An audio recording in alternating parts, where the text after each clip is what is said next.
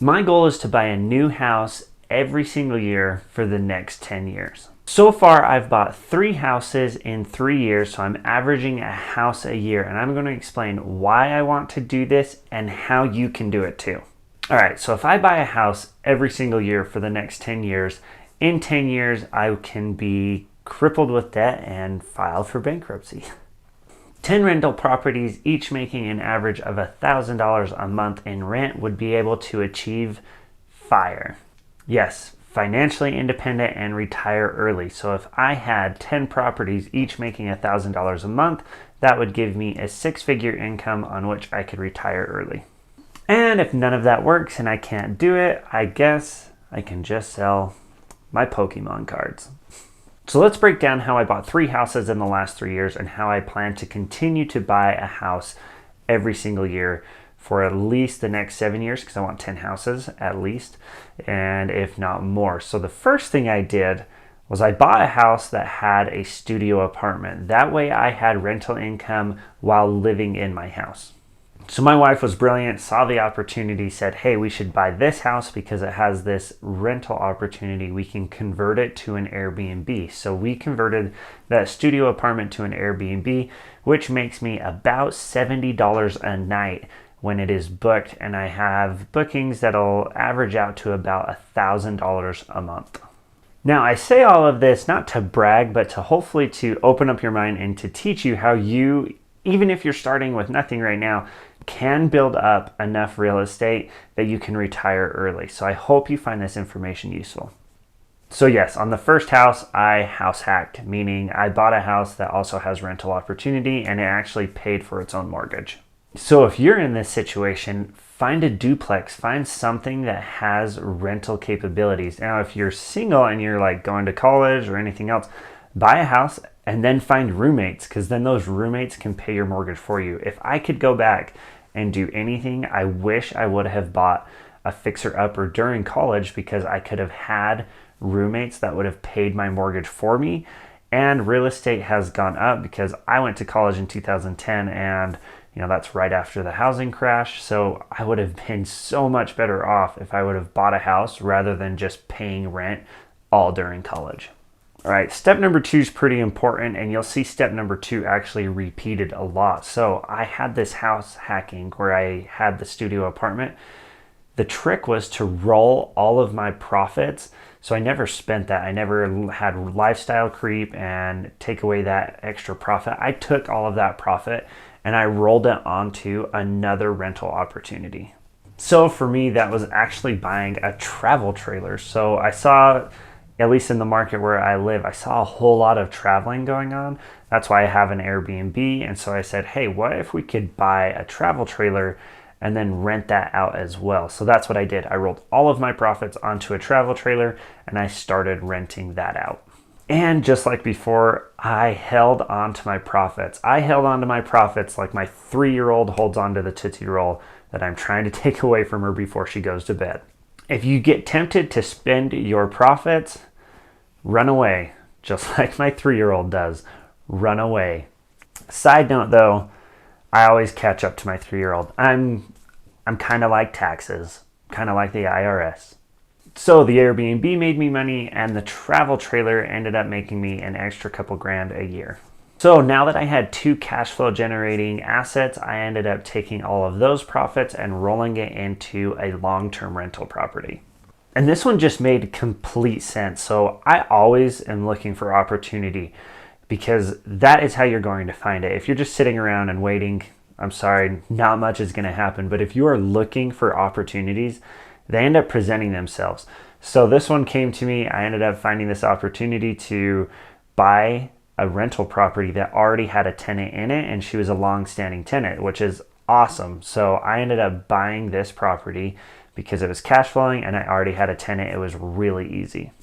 Now this property makes me about $40 a day, $1,200 in rent each month.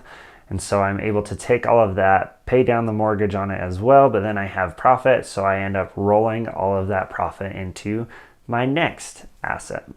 Like I said, step number 2 is, in my process, was to buy that travel trailer, but then it's also not to spend the profits. So step number 3, buying this long-term rental, is I bought it, but then I never spend my profit. And that is the biggest thing, is you've got to be disciplined. If you want to buy a house every single year, then you're gonna have to save all of that profit as much as possible so that you can go and buy the next asset. Now, I'm also doing this while working a full-time job. So I am a CPA, which has lent to a great career. So I'm able to take money from my CPA work as well and be able to roll those into these real estate things. But none of it would be possible if I spent any of my profit. All right, so I bought my house that had an Airbnb. I bought a travel trailer. I bought a long-term rental. Now, buying my third house in 3 years is I ended up saving enough money, putting down a down payment, and buying another house. And then I actually moved to that new house. And I kept my old house, and I converted my old house to an Airbnb along with that studio apartment. So I had 2 Airbnbs. Now my house Airbnb is making about $170 a night when it is booked. With occupancy, I averaged right around $2,000 a month. I've said this before, if you're going to buy a rental property, you need to make sure that you are in a market that has rental demand. And luckily I'm in a market that has high rental demand. And so we were running these Airbnbs, but I had a lot of people end up calling me to rent my house long term. And there for a while, I kept saying no because I had remodeled it, put a lot of work into it, and got it prepped for an Airbnb. But life circumstances have changed, and my wife is actually pregnant. We were expecting. Plus, we had somebody that we really trusted reach out to come and rent our property long term. And so we actually converted it to a long-term rental. And it's nice because it's actually over the winter, which is winter here is really slow for Airbnb. So I'm charging $1,500 a month for a long-term rental, which works out perfectly. All right, so let's be honest. Steps 2 through 4 are pretty much the exact same. It's buy a rental asset, save the profits. Buy a rental asset, save the profits. And if you do that, then you're going to be able to build up enough income to be able to go and buy a house every single year. Now, a thing that I do because I don't want to be over leveraged, I don't want to have just an insane amount of debt, is now that I've gotten 3 rental properties, I'd really like to make sure that I only carry mortgages on 3 properties at one time.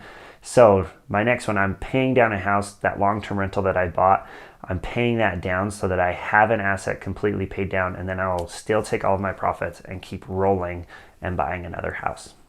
I'm also kind of blown away at how quickly it can happen. So I never really thought that I would be owning 3 houses, especially ones that are cash flowing. And I definitely never thought that it would happen in 3 years. So an average of a house a year. But now that I see how to do it and realize it is a lot easier than I thought it would be, then buying a house a year is actually really attainable for almost anybody. So if you are thinking about breaking into the real estate realm, my first tip would be to find a house that you can house hack in. Meaning find a house that also has a rental opportunity enough that it would cover your mortgage. That way you can live essentially mortgage free. But remember, take all of your profits, save them up, look for opportunities, constantly be looking for opportunities. I am Googling houses for sale in my area at least a couple times a week. That way I can find any good opportunity to go and buy another asset.